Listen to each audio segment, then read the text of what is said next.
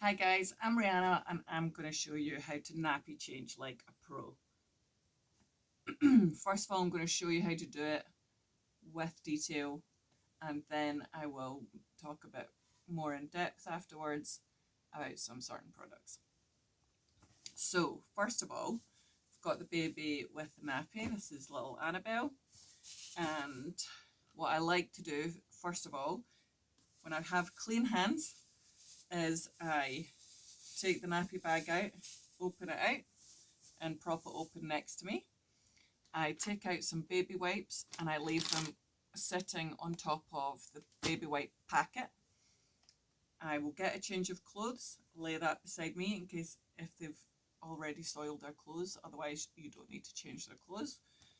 And so what I do first of all is I will peel open the nappy and I will pull it down, and I will take my first baby wipe and I will lay it over and under the undercarriage, so it will be like voila.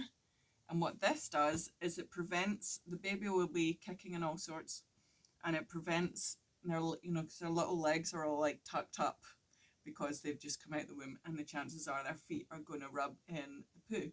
So what you want to do is you put a baby wipe on there to keep it going, the poo from going all over their legs and their feet and everywhere else, because it can get really messy if their little legs get in it. So they're still inside the nappy. I've put a baby wipe on.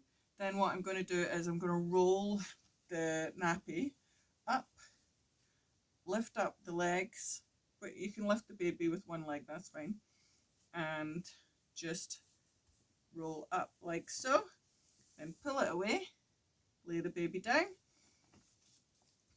take the sticky bit of the nappy and you want to seal it over like that. I'll show you it, like so.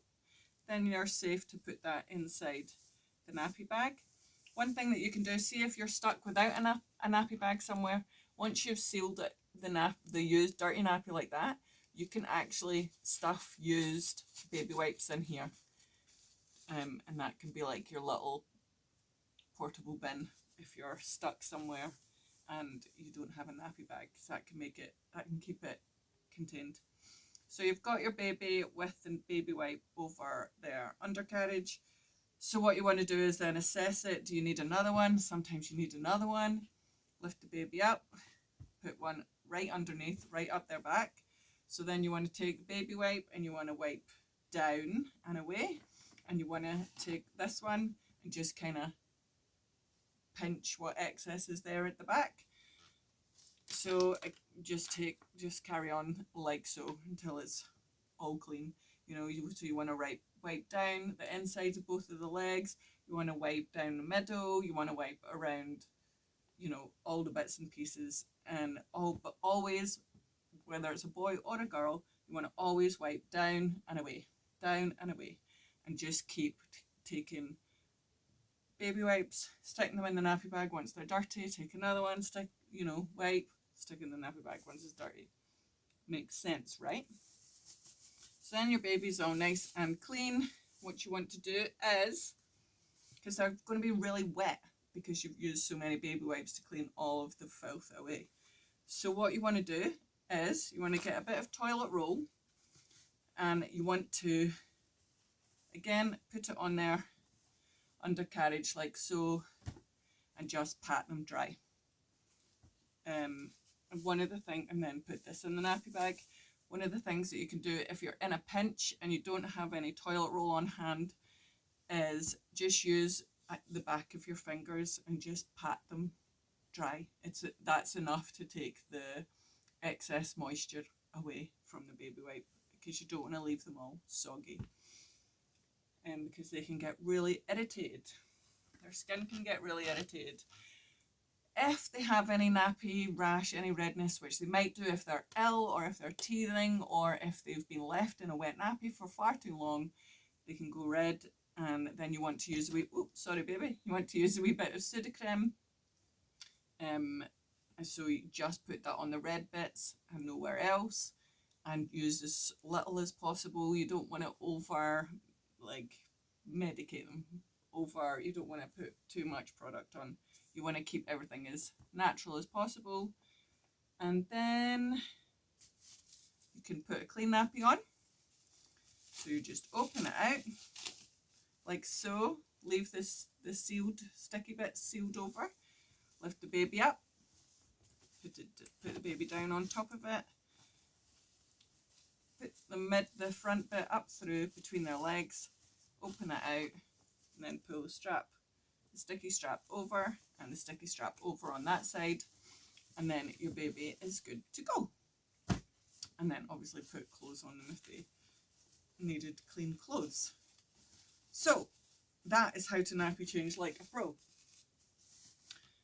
The next bit I want to go over is just the products that I use. So obviously just whatever toilet roll you have on the go.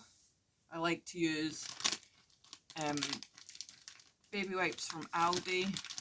They're great, and they don't irritate my baby's skin. Some other companies have, but the Aldi ones don't. Nappy bags, I just use whatever I can get hold of.